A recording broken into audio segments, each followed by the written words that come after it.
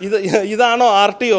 ഇവനെയൊക്കെ R T O എന്നല്ല, ഇവനെയൊക്കെ എന്ത് പറയണം? പുള്ളി എല്ലാ നിയമങ്ങളും പാലിക്കുന്ന ആളാണ്. പുള്ളി ഇപ്പം നമ്മൾ സീറ്റ് ബെൽറ്റ് ഇട്ടില്ലെങ്കിൽ ഫൈന്, റോഡിലെ വെള്ളം വരെയെന്ന് അപ്പുറത്ത് കയറിയാൽ ഫൈന്, ഓവർ സ്പീഡിന് ഫൈൻ അടിക്കുന്ന ആറ്റിങ്ങൽ ആർ ടി ഒ സഞ്ചരിക്കുന്ന കാറിന് ഇൻഷുറൻസ് തീർന്നിട്ട് 2 മാസമായി. 28 ഫെബ്രുവരി 2025 വരെയാണ് ആ വാഹനത്തിന് ഇൻഷുറൻസ് ഉള്ളത്. ഇയാളാണോ ആർ ടി ഒ? നമസ്കാരം. ഇപ്പോൾ എൻ്റെ കൂടെയുള്ള അനൂപ് ചന്ദ്രൻ ചേട്ടനാണ്. അദ്ദേഹത്തിന് ഇതേപോലെ പ്രൈവറ്റ് ബസ് ഒക്കെ ഉള്ള മനുഷ്യനാണ്. അദ്ദേഹത്തിന് ഒരുപാട് വിഷയങ്ങളുണ്ട്. ചേട്ടാ, കാര്യം പറയട്ടെ.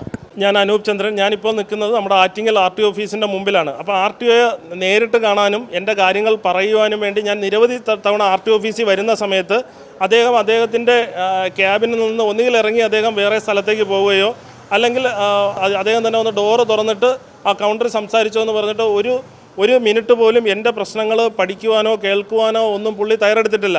അപ്പോൾ അതിൻ്റെ അടിസ്ഥാനത്തിൽ ഇന്നലെ മുതൽ ഞാൻ ഈ ആർ ടി ഓഫീസിൻ്റെ വാതിക്കയുണ്ട്. ഇന്നലെ മുതലുണ്ട്, ഇന്നും വന്നു.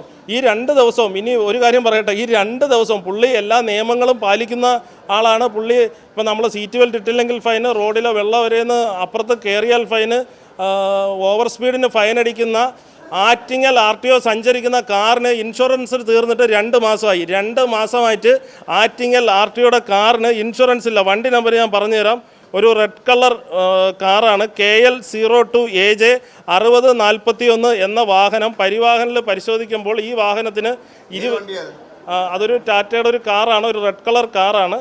ആ വാഹനം നമ്മൾ പരിവാഹനിൽ പരിശോധിക്കുമ്പോൾ 28 ഫെബ്രുവരി 2025 വരെയാണ് ആ വാഹനത്തിന് ഇൻഷുറൻസ് ഉള്ളത്. ഇയാളാണോ ആർ ടി ഒ?